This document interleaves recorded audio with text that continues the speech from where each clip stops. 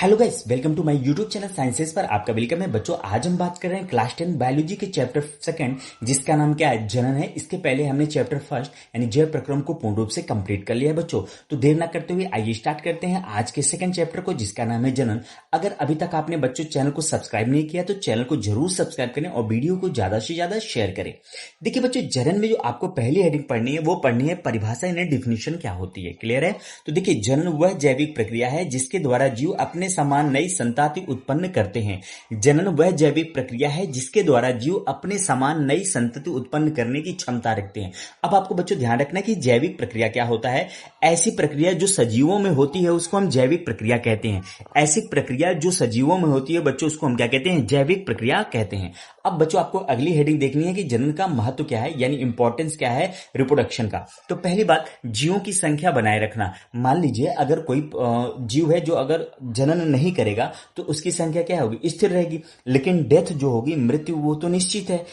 मृत्यु होते होते हो सकता है उनकी संख्या धीरे धीरे बच्चों क्या हो जाएगी, कम हो जाएगी। लेकिन अगर वो प्रजनन करेंगे, अपनी संख्या को बढ़ाएंगे, तो उनकी संख्या क्या होगी, निरंतर बनी रहेगी। क्लियर है? जिससे क्या होगी, उस जाति की, उस जीव का अस्तित्व तो बना रहेगा। नहीं तो धीरे धीरे वो बच्चों क्या हो जाएगा, विलुप्त हो जाएगा। क्लियर है? तो दूसरा पॉइंट है प्रजाति का अस्तित्व बनाए रखना। तीसरा बच्चों है कि अनुवांशिक गुणों का स्थानांतरण। अनुवांशिक गुणों का स्थानांतरण, अनुवांशिक गुण किसे कहते हैं, तो बच्चों याद रखेंगे, माता पिता से जो लक्षण बच्चों में ट्रांसफर होते हैं या माता पिता से जो लक्षण बच्चों में आते हैं उन्हीं को हम अनुवांशिक लक्षण या अनुवांशिक गुण कहते हैं। तो जनन में बच्चों अनुवांशिक गुण का स्थानांतरण होता है। और चौथा पॉइंट, पर्यावरण में संतुलन बनाए रखना। यानी जो जीव है जनन करके अपने आप को पर्यावरण में क्या करता है, संतुलन बनाए रखने के लिए जिम्मेदार होता है। क्लियर है? अब देखिए, थोड़ा सा एक डायग्राम के थ्रू समझिएगा। एक पेड़ है, ये रिप्रोडक्शन करके यानी जनन करके क्या कर रहा है, दो नए नए पेड़ को उत्पन्न कर रहा है। क्लियर है? तो ये जनन की परिभाषा को बच्चों ये क्या करें, डायग्राम के थ्रू आपको समझा रहे हैं। कुछ इंपॉर्टेंट पॉइंट्स हैं, आपको ध्यान रखना है। जनन सभी जीवों की मूलभूत प्रक्रिया बिल्कुल है, यानी जो जनन होंगे सभी जीवों की मूलभूत प्रक्रिया होती है। यानी जो जीव होंगे वो जनन करेंगे ही करेंगे। क्लियर है? लेकिन यहां पर बच्चों कुछ एक्सेप्शन है, कुछ अपवाद है, उनको हम बाद में डिस्कस करेंगे। दूसरा पॉइंट आपको बच्चों यहां पे ध्यान देना है कि इससे प्रजाति का निरंतर अस्तित्व बना रहता है, ऊपर हमने डिस्कस कर लिया। तीसरा, जनन के द्वारा नए जीव जन्म लेते हैं जो अपने समान अगली पीढ़ी को जन्म देते हैं। क्लियर है? जैसे कोई एक जीव है, उसने बच्चा पैदा कर दिया, अब वो बड़े होंगे तो प्रजनन करेंगे, तो वो नई पीढ़ी को जन्म देंगे। जो नई पीढ़ी होगी वो भी जब ग्रो करेगी, रिप्रोडक्शन करेगी, तो फिर से नई पीढ़ी को देगी। तो ये क्या होगा, पीढ़ी दर पीढ़ी क्या होगी बच्चों, ये प्रोसेस चलता रहेगा। आपको याद रखना है कि इंपॉर्टेंट पॉइंट कि जो जनन होता है वो जीवन की निरंतरता की कुंजी है। क्लियर है? आगे देखते हैं बच्चों। अब आपको देखना है यहां पर जनन के प्रकार, टाइप्स ऑफ रिप्रोडक्शन के बारे में हमको बच्चों क्या करना है, डिस्कस करना है। ठीक है? जनन के प्रकार क्या होते हैं एक एक करके हम देखेंगे। बच्चों, जनन के जो प्रकार होते हैं, जनन मुख्य रूप से दो प्रकार के होते हैं। पहला जो होता है वो अलैंगिक जनन, और दूसरा जो बच्चों होता है वो होता है लैंगिक जनन। कौन सा जनन? लैंगिक जनन। तो हम एक एक करके क्या करेंगे, पढ़ेंगे बच्चों। ठीक है? तो जनन जो होता है बच्चों कितने प्रकार के होते हैं, दो प्रकार के होते हैं। क्लियर है? जनन मुख्य रूप से दो प्रकार के होते हैं। पहला अलैंगिक जनन, जिसे इंग्लिश में असेक्सुअल रिप्रोडक्शन के नाम से जानते हैं। कुछ इसकी विशेषताएं हैं जिसको आपको क्लियरली मेंशन कर दिया गया है, आपको अच्छे से समझना होगा। अलैंगिक जनन में याद रखना है कि इसमें केवल एक जनक भाग लेते हैं। क्लियर है? लैंगिक में क्या होता है, नर और मादा दोनों की आवश्यकता पड़ती है, लेकिन अलैंगिक में या तो नर ही होगा या फिर मादा होगा, यानी सिर्फ एक होगा। क्लियर है?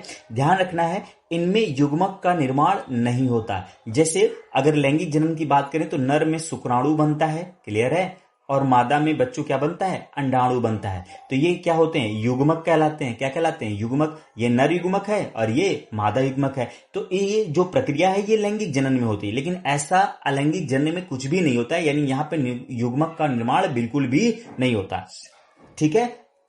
जो लैंगिक जनन होता है बच्चों, कौन सा जनन, लैंगिक जनन। लैंगिक जनन में आप देखेंगे जो बच्चा प्रोड्यूस हो रहा है, जो बच्चा पैदा हो रहा है, वो 50% अपने माता पिता से मिलेगा और 50% बिल्कुल अलग होगा। क्लियर है? यानी 50-50 का चांस होता है, थोड़ा बहुत अपने माता पिता से मिलते हैं और थोड़ा बहुत नए कैरेक्टर्स आ जाते हैं। जबकि अलैंगिक जनन में ऐसा कुछ भी नहीं होता है, संतत जनक के समान होती है, यानी बिल्कुल जेरोक्स कॉपी, जैसे आप फोटो कॉपी कराते हो हूबहू इसमें सेम ऐसा होता है। क्लियर है? यह तेज तथा सरल प्रक्रिया है। कैसी ये प्रक्रिया है बच्चों? यह तेज फास्ट होती है और यह सरल प्रक्रिया है। जबकि हम नीचे पढ़ेंगे कि लैंगिक जनन जो होती है वो स्लो प्रोसेस है और कॉम्प्लेक्स है। क्लियर है? ये फास्ट होता है और सिंपल है, जबकि अलैंगिक जनन जो होगा वो कैसा होगा? वो स्लो होगा और कॉम्प्लेक्स प्रक्रिया होती है। हम नीचे बात करेंगे बच्चों। क्लियर है? अब अलैंगिक जनन के प्रकार की बात करें, यानी टाइप्स ऑफ एसेक्सुअल रिप्रोडक्शन की बात करें, तो ये बहुत ही इंपॉर्टेंट आपके बोर्ड एग्जाम में पूछ लेता है। तो पहला जो आपको ध्यान देना है यहाँ पे, अलैंगिक जनन के प्रकार के बाद पहली हेडिंग है द्विखंडन, जिसे बाइनरी फिशन के नाम से हम जानते हैं। द्विखंडन या बाइनरी फिशन के नाम से जानते हैं। क्लियर है? इसमें क्या होगा? एक कोशिका दो समान भागों में विभाजित होकर दो नई संतति कोशिका बनाती है, इसी को द्विखंडन कहा जाता है। क्लियर है? मान लीजिए एक सेल है, ये देखिए एक सेल है, अब ये क्या हो रही है? धीरे धीरे डिवाइड हो रही है और डिवाइड होने के बाद दो नए सेल्स को क्या कर रही है? बना दे रही है, तो इसी को द्विखंडन कहा जाता है। अब मल्टीपल फिशन किसको बोलते हैं? तीसरा पॉइंट जो बच्चों, दूसरा पॉइंट यहाँ पे, ये मल्टीपल फिशन किसको बोलते हैं? बहुखंडन। बहुखंडन की इंग्लिश में बहुखंडन को इंग्लिश में हम मल्टीपल फिशन बोलते हैं। क्लियर है? बहुखंडन का मतलब समझिए, एक जनक एक साथ अनेक संतति पैदा करते हैं, यानी एक जनक है, ठीक है, इसमें देखिए बहुत सारे संतति हैं। क्लियर है? ये क्या है? बहुत सारे संतति हैं, यानी एक जनक बहुत सारे बच्चों को क्या कर रहा है? प्रोड्यूस कर रहा है, यही बहुखंडन होता है। क्लियर है? तीसरा जो बच्चों पढ़ना है वो मुकुलन है, यानी मुकुलन को इंग्लिश में हम बडिंग के नाम से जानते हैं। क्या जानते हैं? बडिंग के नाम से जानते हैं। ध्यान समझिएगा, जनक के शरीर पर उभार, जिसे हम मुकुल के नाम से जानते हैं। क्लियर है? जनक के शरीर पर उभार होता है, जिसे मुकुल बनता है, जो बढ़कर नई जाति या नई संतति बनाता है। क्लियर है? जैसे एग्जाम्पल के तौर पर समझिए, ये एग्जाम्पल के तौर पर बच्चों समझिएगा, यहां पे मान लीजिए ये वाला आउटग्रोथ हम ले रहे हैं। क्लियर है? ये वाला आउटग्रोथ ले रहे हैं, ये इस बॉडी से अलग होके एक नए जीव का क्या कर लेगा? एक नई जीव की क्या कर लेगा बच्चों? उत्पत्ति कर लेगा। क्लियर है? थोड़ा सा समझिएगा, ये क्या कर लेगा? नई जीव की उत्पत्ति कर लेगा। क्लियर है? अब अगला जो पॉइंट पढ़ना है आपको, ध्यान रखना है, पूर्ण जनन यानी रीजनरेशन किसको कहते हैं? शरीर का टूटा हुआ भाग पुनः बनकर पूर्ण जीव बन जाता है। क्लियर है? पूर्ण जनन का मतलब शरीर का टूटा हुआ भाग पुनः पूर्ण जीव बन जाता है। जैसे स्टार, देखिए स्टार फिश है, ये इतना हिस्सा टूटा हुआ है, टूट कर ये क्या कर रहे हैं? नए जीव का निर्माण कर ले रहा है। क्लियर है? अब अगला जो बच्चों आपको पढ़ना है वो खंडन पढ़ना है, यानी फ्रेगमेंटेशन क्या होता है? शरीर के टुकड़े होकर प्रत्येक टुकड़ा नया जीव बना लेता है। क्लियर है? यहाँ पे आप समझिए, मान लीजिए ये टुकड़ा, इतना टुकड़ा ये अलग हुआ, ठीक है, ये दो हिस्से बने, ये चार, देखिए दो दो चार यहां से टूट गए, ठीक है, तो ये चार नए हिस्से जो अलग अलग हुए हैं, ये चार नए जीव का क्या कर लेंगे? निर्माण कर लेंगे। क्लियर है बच्चों? ठीक है, तो ये कुछ था अलैंगिक जनन और अलैंगिक जनन के प्रकार थे। अब आगे आइए बच्चों, दूसरा जो आपको पॉइंट पढ़ना है वो सेक्सुअल रिप्रोडक्शन यानी लैंगिक जनन किसे कहते हैं, उसको आपको देखना है। क्लियर है? देखिए लैंगिक जनन जो होगा वो अलैंगिक जनन से बच्चों बिल्कुल अलग होगा। क्लियर है? लैंगिक जनन अलैंगिक जनन से बिल्कुल अलग होगा। पूर्ण रूप से वाकिफ है, ठीक है, कि जो लैंगिक जनन होता है वो अलैंगिक जनन से बिल्कुल डिफर होता है। ठीक है, तो आइए करते हैं स्टार्ट किसको? लैंगिक जनन को। क्लियर है? तो देखिए लैंगिक जनन की जो विशेषताएं हैं उनको आप एक एक करके पढ़ेंगे। विशेषताएं क्या है? इनमें दो जनक भाग लेते हैं, जैसे नर और मादा। क्लियर है? नर और मादा, इतनी बात समझ में आ रही है? नर और मादा क्या करेंगे? दो जनक भाग लेते हैं। नर एवं मादा युग्मकों का निर्माण होता है। नर में जो शुक्राणु बनता है बच्चों, ठीक है, और मादा में क्या बनता है? अंडाणु। ये युग्मक होते हैं, दोनों युग्मक जब आपस में मिलते हैं तो युग्मनज का निर्माण होता है। क्लियर है? तो नर एवं मादा युग्मकों का निर्माण होता है। देखिए ये नर युग्मक है, क्लियर है, स्पर्म है, ठीक है, ये नर युग्मक है, और ये क्या है? ओवम, मादा युग्मक है। इससे क्या बन रहा है? युग्मनज, जिसको हम जाइगोट के नाम से जानते हैं। क्लियर है? और जब ये युग्मनज बन जाता है तो युग्मनज से ही नई संतति की क्या होती है? उत्पत्ति हो जाती है। तो नर एवं मादा युग्मकों का निर्माण होता है, जिनकी संयोग यानी फर्टिलाइजेशन से युग्मनज बनता है। क्लियर है? तो ये देखिए शुक्राणु जब अंडाणु आपस में मिलते हैं तो इस प्रक्रिया को हम संलयन या फिर निषेचन के नाम से जानते हैं। किसके नाम से? निषेचन के नाम से जानते हैं। तो जिन देखिए संयोग या निषेचन बोल सकते हो आप, संलयन बोल सकते हो, कुछ भी बोल सकते हो, जिससे युग्मनज बनता है। क्लियर है? अब देखिए संतति में अनुवांशिक विविधता पाई जाती है, यह अपेक्षाकृत धीमी प्रक्रिया होती है। यानी अलैंगिक जनन में आपने देखा था कि जो बच्चा पैदा हो रहा था वो जेरोक्स कॉपी था अपने माता पिता का, यानी जो अपने पेरेंट्स के जेरोक्स कॉपी था। लेकिन यहां पर अगर हम बात करें, ठीक है, यहां पे अगर बात करें तो ये देखिए 50% किसके, पेरेंट्स के कैरेक्टर होते हैं और 50% बाहर से कैरेक्टर आ जाते हैं। तो ये देखिए अनुमान विविधता का मतलब होता है थोड़ा सा अलग। क्लियर है? जबकि हमने पढ़ा था अलैंगिक जनन जो होता है वो तेज होता है और सीधी प्रक्रिया होती है, सरल प्रक्रिया होती है। उसकी अपेक्षाकृत यह लैंगिक जनन कैसी प्रक्रिया है, धीमी प्रक्रिया होती है। क्लियर है? तो देखिए डायग्राम से इस सारी चीजों को समझाया गया है। ये नर युग्मक जब मादा युग्मक से मिलता है तो इस प्रक्रिया को निषेचन या संलयन, ठीक है, के नाम से जाना जाता है। यानी नर युग्मक मादा युग्मक जब मिलते हैं तो इस प्रक्रिया को निषेचन या संलयन कहते हैं, जिसके फलस्वरूप युग्मनज बनता है। और युग्मनज जब क्या होता है, आगे चल के नई संतति क्या करता हो, उत्पत्ति करता है बच्चों। क्लियर है? अगली जो आपके लिए बहुत इंपॉर्टेंट, आपके बोर्ड पेपर में कई बार पूछा गया है कि अलैंगिक जनन एवं लैंगिक जनन में क्या क्या अंतर होते हैं। आप बच्चों एक एक पॉइंट को क्लियर करिए। तो देखिए हम इस तरह से चार्ट बना लेंगे, अलैंगिक जनन और लैंगिक जनन को देखेंगे। तो पहला आपको देखना है बच्चों की जनकों की संख्या, ठीक है। अलैंगिक जनन में 1 होता है, जबकि लैंगिक जनन में कितने होते हैं, 2। युग्मक निर्माण कहां होता है, युग्मक का निर्माण लैंगिक जनन में होता है, जबकि अलैंगिक जनन में नहीं होता है। संतति की प्रकृति दिखते कैसे हैं, ये जनक के समान होते हैं अलैंगिक जनन में, बिल्कुल जीरोक्स कॉपी। लेकिन लैंगिक जनन की बात करें तो माता पिता से अलग होते हैं, थोड़ी बहुत इनमें विविधता देखने को मिल जाती है। प्रक्रिया की गति की बात करें तो अलैंगिक जनन में जो बच्चा प्रोड्यूस होता है वो तेजी से होता है, जबकि लैंगिक जनन में क्या होता है, धीमी गति होती है।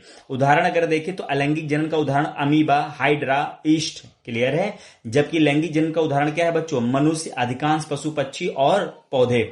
वहीं अगर अनुवांशिक विविधता की बात करें तो अलैंगिक जनन में बिल्कुल भी नहीं होती है, लेकिन लैंगिक जनन में आपको देखने को बच्चों क्या मिलता है, विविधता देखने को मिल जाती है। यानी ये अपने माता पिता से बच्चों क्या होते हैं, थोड़ा बहुत अलग हो जाते हैं। क्लियर है? अब आपको एक पॉइंट याद रखना है इस चार्ट के थ्रू कि अलैंगिक जनन से समान संतति उत्पन्न होते हैं, जबकि लैंगिक जनन से विभिन्न यानी अलग संतान उत्पन्न होती है। यानी 50% लक्षण माता पिता से मिलेंगे लैंगिक जनन में, लेकिन 50% क्या होंगे, अलग होंगे। लेकिन अलैंगिक जनन में 100% अपने पेरेंट्स की तरह हूबहू ये दिखते हैं बच्चों। क्लियर है?